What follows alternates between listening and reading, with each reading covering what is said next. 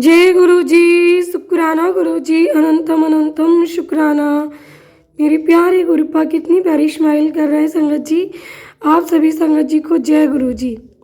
संगत जी, शिव महापुराण कथा प्रारंभ होने जा रही है और सभी बड़े ही प्रेम पूर्वक, बड़े ही भक्ति भाव पूर्वक इस कथा का श्रवण करें। आज की कथा बहुत ही सुंदर, बहुत ही प्यारी कथा है। संगत जी, आप सभी मन लगा करके पूरी कथा श्रवण करें, पूरा अध्याय सुना करें, बीच में ना स्किप किया करें। संगत जी, शिव महापुराण की कथा हम सब लोगों के लिए इतनी हितकारी है कि जिसका शब्दों में वर्णन नहीं किया जा सकता। संगत जी, चलिए शुरू करते हैं मंत्र जाप के साथ और गुरु वंदना के साथ। गुरुर् ब्रह्मा गुरुर् विष्णु गुरुर्देवो महेश्वरा गुरुर् साक्षात् परब्रह्म तस्मै श्री गुरुवे नमः। तस्मै श्री गुरुवे नमः। ओम नमः शिवाय। शिव जी सदा सहाय। ओम नमः शिवाय। गुरु जी सदा सहाय। माता रानी आशीर्वाद दे रही। संगत जी, गुरु जी ज्योत में विराजमान है, आप सभी प्रत्यक्ष दर्शन करें। संगत जी, शिव महापुराण कथा प्रारंभ होती है। गुरु जी अपने तितली रूप में दर्शन देते हैं या ओम रूप में दर्शन देते हैं। संगत जी देखिए कितने प्यारे दर्शन दे रहे हैं गुरु जी। ओम नमः शिवाय। देवताओं द्वारा भगवान शिव की स्तुति। भगवान शिव का देवता आदि के अंगों के ठीक होने और दक्ष के जीवित होने का वरदान देना। श्री हरि आदि के साथ एक मंडप में पधार कर शिव का दक्ष को जीवित करना तथा दक्ष और विष्णु आदि के द्वारा उनकी स्तुति। देवताओं ने भगवान शिव जी को अत्यंत विनय के साथ स्तुति करते हुए अंत में कहा, आप पर उत्कृष्ट परमेश्वर परात्पर तथा परात्परतर हैं। आप सर्वव्यापी विश्वमूर्ति महेश्वर को नमस्कार है। आप विष्णु कलत्र, विष्णु क्षेत्र, भानु भैरव, शरणागत वत्सल, त्र्यंबक तथा वीरणशील हैं। आप मृत्युंजय हैं, शोक भी आपका ही रूप है। आप त्रिगुण एवं गुणात्मा हैं। चंद्रमा, सूर्य और अग्नि आपके नेत्र हैं। आप सबके कारण तथा धर्म मर्यादा स्वरूप हैं। आपको नमस्कार है। आपने अपने ही तेज से संपूर्ण जगत को व्याप्त कर रखा है। आप निर्विकार प्रकाश पूर्ण चिदानंद स्वरूप परब्रह्म परमात्मा हैं। महेश्वर, ब्रह्मा, विष्णु, इंद्र और चंद्र आदि समस्त देवता तथा मुनि आपसे ही उत्पन्न हुए हैं। चूँकि आप अपने शरीर को 8 भागों में विभक्त करके समस्त संसार का पोषण करते हैं, इसलिए अष्टमूर्ति कहलाते हैं। आप ही सबके आदि कारण करुणामय ईश्वर हैं। आपके भय से ही वायु चलती है। आपके भय से अग्नि जलाने का काम करती है। आपके भय से सूर्य तपता है और आपके ही भय से मृत्यु सब ओर दौड़ती फिरती है। दया सिंधु महेशान परमेश्वर, प्रसन्न होइए। हम नष्ट और अचेत हो रहे हैं, अतः सदा ही हमारी रक्षा कीजिए, रक्षा कीजिए। नाथ करुणानिधि शंभो, आपने अब तक नाना प्रकार की आपत्तियों से जिस तरह हमें सदा सुरक्षित रखा है, उसी तरह आज भी आप हमारी रक्षा कीजिए। नाथ दुर्गेश, आप शीघ्र कृपा करके इस अपूर्ण यज्ञ का और प्रजापति दक्ष का भी उद्धार कीजिए। भक्त को अपनी आंखें मिल जाए, यक्षमान दक्ष जीवित हो जाए, पूषा के दांत जम जाए और भृगु की दाढ़ी मूंछ पहले जैसी हो जाए।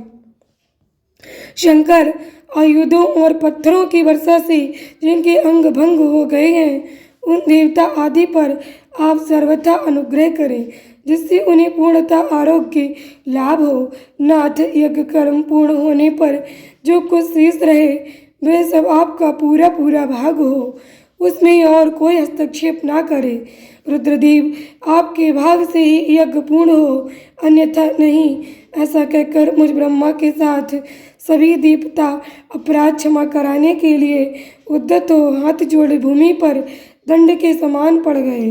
ब्रह्मा जी कहते, नारद, मुझ ब्रह्मा, लोकपाल, प्रजापति तथा मुनियों से श्रीपति विष्णु के अनुनय विनय करने पर परमेश्वर से प्रसन्न हो गए। देवताओं को आश्वासन दे हंसकर उन पर परम अनुग्रह करते हुए करुणा निधान परमेश्वर शिव ने कहा। श्री महादेव जी बोले, सुरश्रेष्ठ ब्रह्मा और विष्णुदेव, आप दोनों सावधान होकर मेरी बात सुने। मैं सच्ची बात कहता हूँ तात, आप दोनों की सभी बातों को मैंने सदा माना है। दक्ष के यज्ञ का ये विध्वंस मैंने नहीं किया है। दक्ष स्वयं ही दूसरों से देश करते हैं। दूसरों के प्रति जैसा बर्ताव किया जाएगा वह अपने लिए ही फलित होगा। अतः ऐसा कर्म कभी नहीं करना चाहिए जो दूसरों को कष्ट देने वाला हो। दक्ष का मस्तक जल गया है, इसलिए उनके सिर के स्थान में बकरे का सिर जोड़ दिया जाए। भक्त देवता मित्र की आंख से अपने यज्ञ भाग को देखें। तात पूषा नामक देवता जिनके दांत टूट गए हैं, यजमान के दांतों से भली भांति पीसे गए यज्ञान्न का भक्षण करें। ये मैंने सच्ची बात बताई है। मेरा विरोध करने वाले भृगु की दाढ़ी के स्थान में बकरे की दाढ़ी लगा दी जाए। से सभी देवताओं के जिन्होंने मुझे यज्ञ भाग के रूप में यज्ञ की अवशिष्ट वस्तुएं दी हैं, सारे अंग पहले की भांति ठीक हो जाए। अध्वर्यु आदि यज्ञाकिकों में से जिनकी भुजाएं टूट गई हैं, वे अश्विनी कुमारों की भुजाओं से, और जिनके हाथ नष्ट हो गए हैं, वे पूषा के हाथों से अपने काम चलाएं। ये मैंने आप लोगों के प्रेम बस कहा है। ब्रह्मा जी कहते, नारद, ये ऐसा कहकर वेद का अनुसरण करने वाले सुर सम्राट चराचरपति दयालु परमेश्वर महादेव जी चुप हो गए।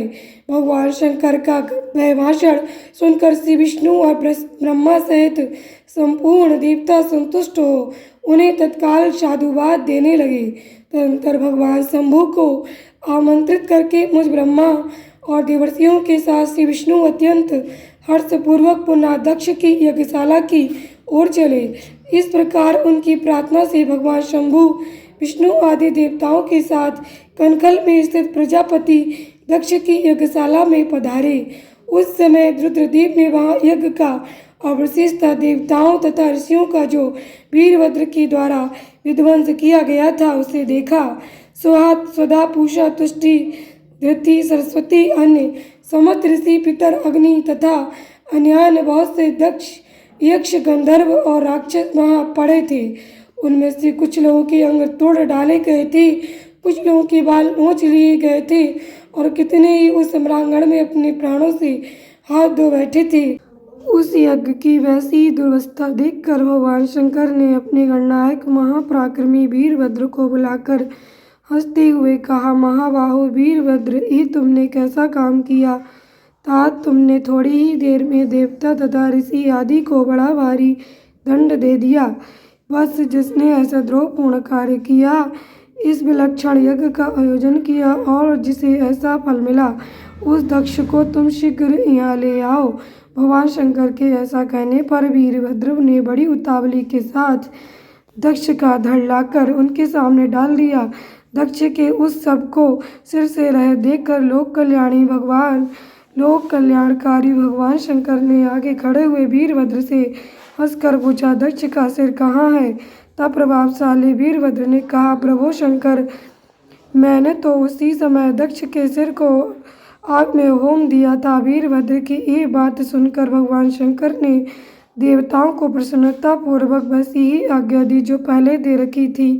भगवान भव ने उस समय जो कुछ कहा उसकी मेरे द्वारा पूर्ति कराकर श्री हरि आदि सब देवताओं ने भृगु आदि शव को शीघ्र ही ठीक कर दिया। तदनंतर शंभु के आदेश से प्रजापति के धड़ के साथ यज्ञ पशु बकरे का सिर जोड़ दिया गया। उस सिर के जोड़े जाते ही शंभु की शुभ दृष्टि पड़ने से प्रजापति के शरीर में प्राण आ गए। वे तत्काल सोकर जगे हुए पुरुष की भांति उठकर खड़े हो गए।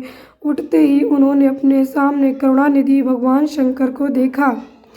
देखते ही दक्ष के हृदय में प्रेम उमड़ आया। उस प्रेम ने उनके अंतःकरण को निर्मल कर दिया एवं प्रसन्न कर दिया। पहले महादेव जी से देश करने के कारण उनका अंतःकरण मलिन हो गया था, परंतु उस समय शिव के दर्शन से वे तत्काल शरद ऋतु के चंद्रमा की भांति निर्मल हो गए। उनके मन में भगवान शिव की स्तुति करने का विचार उत्पन्न हुआ, परंतु वे अनुरागाधिक्य के कारण तथा अपनी मरी हुई पुत्री का स्मरण करके व्याकुल हो जाने के कारण तत्काल उनका स्तवन न कर सके। थोड़ी देर बाद मन स्थिर होने पर दक्ष ने लज्जित हो लोक शंकर शिव शंकर को प्रणाम किया और उनकी स्तुति आरंभ की। उन्होंने बारंबार भगवान शंकर की महिमा गाते हुए उन्हें बारंबार प्रणाम किया। फिर अंत में कहा, परमेश्वर, आपने ब्रह्मा होकर सबसे पहले आत्म तत्व का ज्ञान प्राप्त करने के लिए अपने मुख से विद्या, तप और व्रत धारण करने वाले ब्राह्मणों को उत्पन्न किया था। जैसे ग्वाला लाठी लेकर गौओं की रक्षा करता है, उसी प्रकार मर्यादा का पालन करने वाले आप परमेश्वर दंड धारण किए उन साधु ब्राह्मणों की सभी विपत्तियों से रक्षा करते हैं। मैंने दुर्वचन रूपी बाणों से आप परमेश्वर को बींध डाला था, फिर भी आप मुझ पर अनुग्रह करने के लिए यहाँ आ गए। अब मेरी ही तरह अत्यंत दैन्यपूर्ण आशा वाले इन देवताओं पर भी कृपा कीजिए। भक्त वत्सल दीन बंधो शंभो, मुझ में आपको प्रसन्न करने के लिए कोई गुण नहीं है। आप षड्विध ऐश्वर्य से संपन्न परात्पर परमात्मा हैं, अतः अपने ही बहुमूल्य उदारतापूर्ण बर्ताव से मुझ पर संतुष्ट हों। ब्रह्मा जी कहते हैं, नारद, इस प्रकार लोक कल्याणकारी महाप्रभु महेश्वर शंकर की स्तुति करके विनीत चित्त प्रजापति दक्ष चुप हो गए। तदनंतर श्री विष्णु ने हाथ जोड़ भगवान वृषभध्वज को प्रणाम करके प्रसन्नतापूर्वक हृदय और बाष्प गदगद वाणी द्वारा उनकी स्तुति आरंभ की। तदनंतर मैंने कहा, देव देव महादेव करुणा सागर प्रभो, आप स्वतंत्र परमात्मा हैं, अद्वितीय एवं अविनाशी परमेश्वर हैं। देव ईश्वर, आपने मेरे पुत्र पर अनुग्रह किया। अपने अपमान की ओर कुछ भी ध्यान न देकर दक्ष के यज्ञ का उद्धार कीजिए। देवेश्वर, आप प्रसन्न होइए और समस्त शापों को दूर कर दीजिए। आप साज्ञान हैं, अतः आप ही मुझे कर्तव्य की ओर प्रेरित करने वाले हैं और आप यह कर्तव्य से रोकने वाले हैं। महामुनि, इस प्रकार परम महेश्वर की स्तुति करके मैंने दोनों हाथ जोड़ मस्तक झुकाकर खड़ा हो गया। तब सुंदर विचार रखने वाले इंद्र आदि देवता और लोकपाल शंकर देव की स्तुति करने लगे। उस समय भगवान शिव का मुखारविंद प्रसन्नता से खिल उठा था। इसके बाद प्रसन्नचित्त हुए समस्त देवताओं, दूसरे दूसरे सिद्धों, ऋषियों और प्रजापतियों ने भी शंकर जी का सहर्ष स्तवन किया। इसके अतिरिक्त उपदेवों, नागों, सदस्यों तथा ब्राह्मणों ने पृथक पृथक प्रणाम पूर्वक बड़े भक्तिभाव से उनकी स्तुति की। जय गुरु जी। शुक्राना गुरु जी, अनंतम अनंतम शुक्राना। संगत जी, आज का हमारा अध्याय यहीं पे समाप्त होता है। और संगत जी देखिए, गुरु जी ज्योति में कितने बड़े रूप में दर्शन दे रहे हैं। संगत जी देखिए कितने दर्शन अच्छे दे रहे हैं। संगत जी, आप सभी का परिवार सदा स्वस्थ रहे, सुखी रहे, समृद्ध रहे और गुरु जी के दर्शन सभी संगत परिवार के लिए शेयर कीजिएगा। जय गुरु जी। शुक्राना गुरु जी, अनंतम शुक्राना। श्री गुरु चरण दुख हरण।